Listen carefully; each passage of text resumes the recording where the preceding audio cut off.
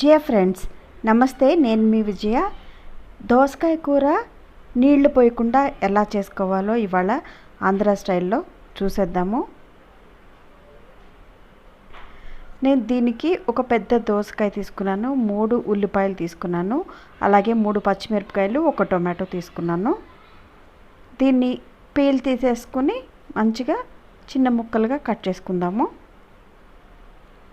చూసారు కదా, దోసకాయని చిన్న ముక్కలు కట్ చేశాను. అలాగే ఆనియన్స్ కూడా, టమాటో, గ్రీన్ చిల్లీ, కరివేపాకు రెడీ చేసుకుని పెట్టేసుకున్నాను.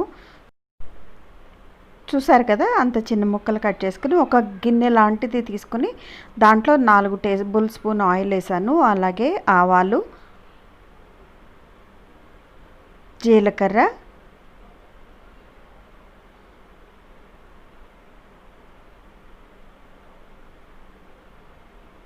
కొన్ని పచ్చిశనగపప్పు,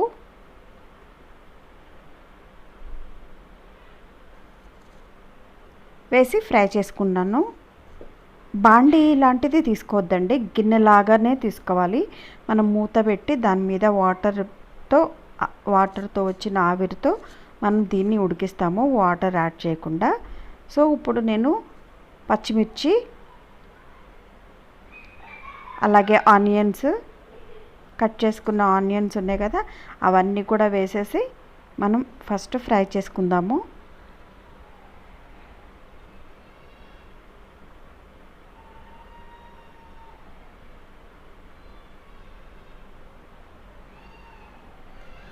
జస్ట్ 1 మినిట్ సాట్ చేస్తే సరిపోతుంది. ఉల్లిపాయలు మంచిగా ఉడకటానికి నేను కూరకి సరిపడా సాల్ట్ ముందుగానే యాడ్ చేసేసాను. జనరల్గా ఆంధ్ర స్టైల్ వాళ్ళు ఏంటంటే కూరల్లో నీళ్లు పోయకుండా కూరలు చేసుకుంటారు. తెలంగాణ వాళ్ళు ఏంటంటే వాటర్ యాడ్ చేసి కర్రీస్ చేస్తారు. కానీ ఇలా మనం నూనెతో చేసుకున్న కూరలు నీళ్ళతో ఉడకబెట్టుకున్న కూర కంటే చాలా టేస్ట్గా ఉంటుంది. కరివేపాకు, అలాగే చిటికెడు పసుపు కూడా వేసేసి కలిపేసుకోవాలి.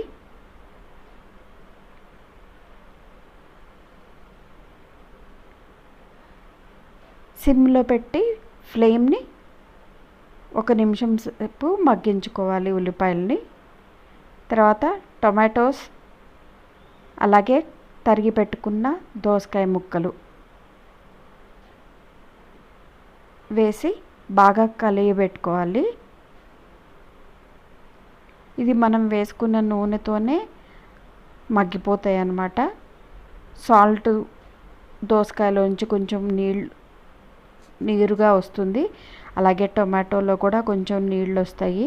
సో దీంతోనే ఈ దోసకాయ ముక్కలు ఈజీగా కుక్ అయిపోతాయి. ఇన్ కేసు మీ దోసకాయ అలా కుక్ కాలేదు అని అంటే దీనికి ఒక చిన్న చిట్కా ఉంది, అది కూడా నేను చూపిస్తాను. ఇలా ఒక 5 నిమిషాలు మూత పెట్టి కలియబెట్టుకున్న తర్వాత నాకు కింద వాటర్ ఎక్కువగా రాలేదు ఈ దోసకాయలో నుంచి. సో నేనేం చేశానంటే కలియబెట్టేసుకుని మంచిగా మూత మీద కొన్ని వాటర్ పోసుకోవాలన్నమాట. ఒక గ్లాసు వాటర్ పోసేస్తే ఏంటంటే దానిలో నుంచి వచ్చే ఆవిరి మూత కింద నుంచి కింద అడుగు భాగంలో పడి ఆ కింద భాగం మాడకుండా ఆ వాటర్తో మనకి మంచిగా కుక్ అయిపోతుంది ఈ కర్రీ. చాలా సింపుల్గా చేసుకోవచ్చు. ఈ చిన్న టెక్నిక్ యూజ్ చేసి ఏ కర్రీ అయినా చేసుకోవచ్చు. మూత మీద నీళ్లు పోస్తే ఆవిరిగా మారి ఆ ఆవిరి పడుతుంది అన్నమాట లోపల. సో మనకి కింద మాడుతుంది అన్న భయం అక్కర్లేదు. ఇప్పుడు నేను కూర ఉడికిపోయింది కాబట్టి నేను కొంచెం కారం యాడ్ చేసుకున్నాను. మీ టేస్ట్కి తగినంత మీరు కారం యాడ్ చేసుకోవచ్చు.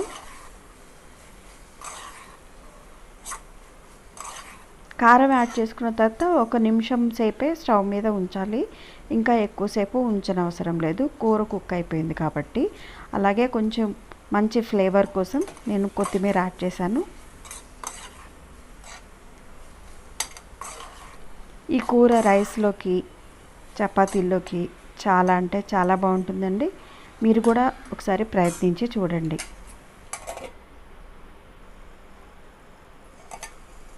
ఇది కంప్లీట్గా ఆంధ్ర స్టైల్ అండి. వంకాయ అయినా, బీరకాయ అయినా, దొండకాయలైనా ఇదే ప్రాసెస్లో చేస్తారు ఆంధ్ర వాళ్ళు. సో మీకు తెలియజేయటం కోసం నేను ఈ రెసిపీని నేను మీతో షేర్ చేసుకుంటున్నాను. మీరు కనుక ఫస్ట్ టైం నా వీడియో చూస్తున్నట్లయితే నా ఛానల్ని సబ్స్క్రైబ్ చేసుకోండి. మీ ఫ్రెండ్స్కి రిలేటివ్స్కి షేర్ చేయడం మాత్రం మర్చిపోవద్దు. మీకు ఈ రెసిపీ నచ్చితే ఒక లైక్ వేసేసుకోండి. Thank you for watching my video. Signing off, Vijaya.